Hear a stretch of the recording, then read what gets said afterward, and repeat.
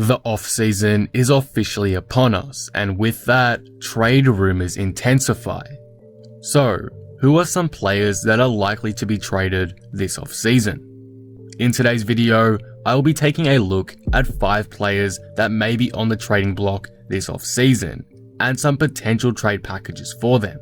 Before we start, if you're new here and enjoy the video, be sure to subscribe for more NBA content like this. I'm trying to hit 15,000 subscribers by the end of the year, so all support would be greatly appreciated. Anyway, with that all being said, let's get right into this top 5. Number 5, Myles Turner. Entering this offseason, the Pacers have a lot of questions that need to be answered. There's been many reports about guys like Oladipo looking for a way out, and with the emergence of TJ Warren, Sabonis and more, it is understandable why they may find themselves in a difficult situation. There are so many options for them to build around. A guy who has been solid for them the last couple seasons, but hasn't ever been anything special, is Myles Turner. He's been in trade rumors for a while now, and with Sabonis' breakout season, it's looking almost certain that he will be traded in the near future. There are many teams interested in a trade for him, including New York, Boston, and San Antonio. However, there is one team in particular that I really like Myles Turner's fit on, and that is the Houston Rockets. Here is what a trade may look like between the two teams. The Indiana Pacers trade to the Rockets Myles Turner, and in return receive back Eric Gordon and PJ Tucker. Turner would be a perfect addition for the Rockets. It is evident now that the micro-ball experiment will not work, and with Daryl Morey and Mike D'Antoni gone, it allows for the Rockets and Harden to reset somewhat. Turner has the ability to space the floor, which is crucial to Harden's ISO-heavy game, and he's also quite athletic, which will help him slide into the role Capella once had. I know the Rockets got rid of Capella for a reason, but I think with Turner's shooting ability, he could even be viewed as an upgrade over him, as Capella's lack of a shot really held the Rockets back. For the Pacers, PJ Tucker is a great defensive player and is also a fantastic shooter. He does what is best for the team and always completes his role to the best of his ability.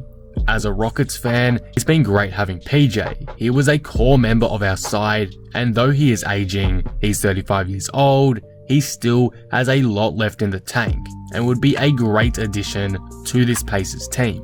He knows how to win, and I think his veteran presence will be great on Indiana. Eric Gordon is also a solid pickup. He's a good shot creator and playmaker, and though he struggled a lot this season on Houston, he did show flashes of his former self many times during the playoffs.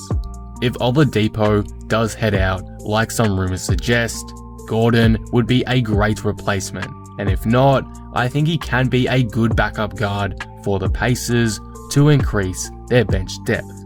Overall, I'm a big fan of this trade for both sides, but particularly Houston. I'm looking forward to see how we play next season with D'Antoni gone, and I believe the addition of a center like Turner would be perfect for where this team is going. Number 4, Victor Oladipo. Sticking to the Pacers theme, another player rumored to be on the trading block for Indiana is Victor Oladipo. Though he has denied these reports, there is still a high possibility he could be traded soon, and there are many teams lining up to place an offer. One constantly in talks for Oladipo are the New York Knicks, and this is what a trade may look like between Indiana and New York. The New York Knicks receive Victor Oladipo for Kevin Knox, Frank Ntilikina, and Taj Gibson. For the Knicks, Oladipo could be the star they've been searching for. Though Oladipo has struggled a fair bit since his return from injury, perhaps a fresh change of scenery could change that, or at least finding the number 1 option role again could. With the Knicks retaining their draft pick here most likely, they'll be able to create a solid young core, including Oladipo, RJ Barrett, and whoever they draft, which could have playoff potential for the ensuing seasons. For the Pacers, Knox can be a good floor spacer and stationary shooter, and Ntilikina could do some of the ball handling duties off the bench as a backup guard. As for Taj Gibson, obviously he's probably the biggest letdown in this deal, but to be honest, he's only included as a salary filler. However, he does have the potential to be a good role player off the bench in Indiana, and would be a fantastic veteran leader for the Pacers in my opinion. Overall, if the Knicks want Oladipo, this may be the best package they can offer. Not including the number 8 pick here is a bit risky on my behalf, because you could say Oladipo is a star player and the Pacers are getting robbed here. I do get that. However, since his return from injury, I haven't seen much from Oladipo, and his play has been lackluster, which I do understand, but if it doesn't improve, the Knicks package seems a bit fairer. To me, it all depends on how much the Pacers value Oladipo. If they think he still has all-star potential like he had back in 2018, then they might ask for more from New York. If not, I feel like they are likely to pull the trigger on this deal. Let me know in the comments below if you agree, but now let's move on to number 3 on this list. Number 3. Chris Paul. Chris Paul was great for the Thunder this season and proved to everyone that he is still a quality NBA player. However, OKC still may be looking to rebuild completely for next season, so Chris Paul's future with the team is up in the air. Due to this, a lot of trade rumors have been swirling with Paul's name in them. So what is a team that needs his services and are likely to trade for him this offseason? One team that has surprisingly been in a lot of rumors for CP3 is the Los Angeles Lakers, and reports have stated that the prospect of joining LA is exciting to Chris Paul, and he is open to a trade there. So, what would a trade look like between the Lakers and OKC? The Los Angeles Lakers trade Kentavious Caldwell-Pope, Danny Green, Kyle Kuzma, Alex Caruso, Quinn Cook, and a 2026 first-round pick for Chris Paul. Obviously, that is a lot of assets for an aging star, but as we saw with OKC last season, it definitely could be worth it. But there are definitely some downsides, which we will cover first. Firstly, it doesn't put LA in a great position for the future once guys like LeBron and Paul retire. The Lakers already have limited picks for the next few seasons, and losing another one doesn't help. The Lakers would also have one of the weakest benches in the NBA. They already weren't great in that department this season, so to deplete it even more is a concern. The biggest issue is getting this deal done in the first place, because the Lakers would need to clear a lot of space. But it is doable. LA can clear up a lot of cap space for Paul's huge contract this free agency by letting guys like Rondo, Avery Bradley, and JaVale McGee walk. They then re-sign KCP to include him in the trade package, and that in turn can get the deal done. So it is possible, just difficult. However, though there are negatives with this deal, there are also a lot of positives for LA. Firstly, Chris Paul is a perfect fit. To keep it simple, he would take over some of the playmaking duties from LeBron, and the duo of him and Davis would be insanely deadly. The pick and roll between those two would be ridiculously good. They'd create one of the greatest star tandems in the league, and would be bound for more success. With Paul's original trade to the Lakers back in 2011 being vetoed, this would finally give him the opportunity to don the purple and gold, and I guarantee he'd make the most of that. Paul is not washed up yet, and still has a lot to give, so he'd be extremely impactful to Los Angeles. For Oklahoma City, they can continue to stack the future first round picks. It's unbelievable how many they own now, but adding another one just puts them in an even greater position to contend in the future. as these assets could be used to draft a good young player or be traded away for a star. In this package, OKC also adds great role players to the already elite depth of their team. These players can be kept to improve their current roster or used as trade bait down the track. Overall, this trade is the definition of blockbuster, which may make it seem unlikely. Anything goes in the offseason though, and if both teams believe the positives of this deal outweigh the negatives, it is hard to see why this couldn't potentially happen. It's still a long shot in my eyes, but if it is proposed, it is a very legitimate chance of occurring. Number 2. James Harden. Before we look at this potential trade, it must be said that it is very unlikely Harden gets traded this offseason. And as I'm recording, a report has stated Houston won't look to trade Harden or Westbrook this offseason. For me, the only way I see him getting moved is if he asks for one, which is possible but not entirely likely, so keep that in mind when we discuss the trade. The Rockets also said they wouldn't trade Chris Paul last offseason, and look at what happened there, so there is still a likelihood a Harden trade does go down.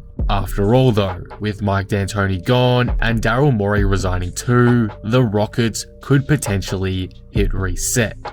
There's a lot of questions with the franchise and where they want to take it now, and according to some reports, the Rockets may look to split their two stars up.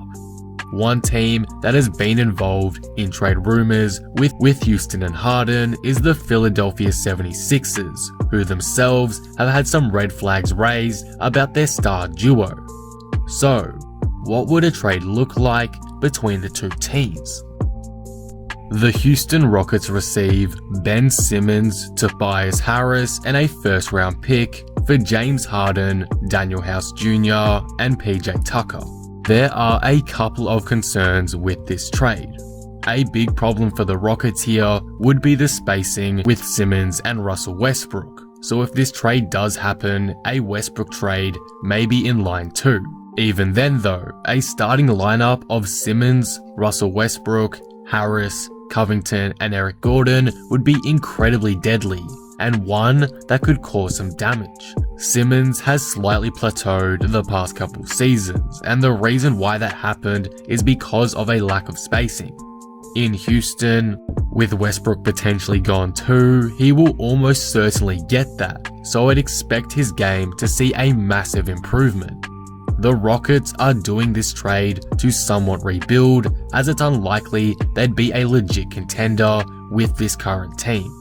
However, with their lack of picks, getting a proven star like Simmons would definitely be worth it, and I think they could do a great job building around him, something Philadelphia has failed to do thus far. For the 76ers, this is obviously a no-brainer. They pair arguably the most dominant interior player in the game with a top 5 playmaker in the league and easily the league's best shot creator. It's fair to say that an Embiid-Harden duo would be a top 2 duo in the league. Harden would offer Embiid the spacing he needs to succeed, and the tandem of the two is just crazy to think about. It certainly puts the 76ers back into the contender conversation. With House Jr. and PJ Tucker arriving soon, the spacing issue with the 76ers from last season is virtually gone, and they will set themselves up beautifully for another run at the title in 2021. Overall, whilst this trade is a bit unlikely, if the circumstances are right, I think this would be a good trade for both sides. Again, it is only happening with Harden's request. Trading him would be dumb otherwise, but if he does want to go, getting a guy like Simmons back for the rebuild is fantastic. There's no way either team would say no here in my opinion, so this is a good blockbuster deal all around. Number 1. Paul George. The LA Clippers had an incredibly disappointing end to the 2020 season, blowing an almost insurmountable 3-1 lead to the Denver Nuggets. with rumors swirling about dysfunction inside their locker room, a trade may be on the cards for the most disappointing player on their roster all playoffs long, Paul George. One team that has been involved in trade rumors in the search for Paul George is the Brooklyn Nets, as according to reports, they wish to secure a third star. So, what would a package look like between the Clippers and Nets for Paul George? The Brooklyn Nets receive Paul George for Jarrett Allen, Spencer Dinwiddie, and Caris LeVert, as well as some first-round picks. For the Nets, this is a great deal. Though guys like Dinwiddie and LeVert were excellent at times during the season and stepped up big time in the absence of Kyrie Irving and Kevin Durant, they'll obviously be less needed next season, so I don't think losing them is that big of a deal. Paul George is that all-star they've reportedly been searching for, and though I think his fit on the team is pretty mediocre, he'll still improve the roster and probably put them as the team to beat next season. Regardless of his struggles these past playoffs, PG is an amazing NBA player. He was an MVP candidate just a couple seasons ago, so this would be a huge addition for the Brooklyn side. For the Clippers, I actually love this deal for them. Firstly, getting the first round picks is massive, as they've basically lost all of their own when they dealt for Paul George last offseason. Secondly, getting a point guard in Dinwiddie is fantastic. The Clippers need a point guard ASAP that can create offense outside of Kawhi, and Dinwiddie is an excellent fit for that role. He's proven he can step up when needed, and I believe he can do that as well in LA. LeVert and Allen are also great young talents who can add to the depth of the Clippers roster.